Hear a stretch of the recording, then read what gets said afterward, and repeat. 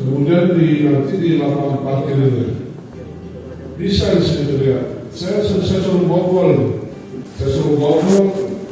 pagar yang di jalan Ibu Supi ada akses ke Raja Rahmat. Akses dari Raja Rahmat itu pendopoan, jadi lebih luas.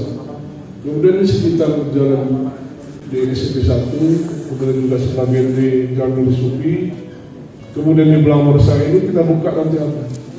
Mungkin saudara kita ingin menunjukkan atau memperkenalkan hasil UKM-nya masing-masing. Kita siapkan tempatnya.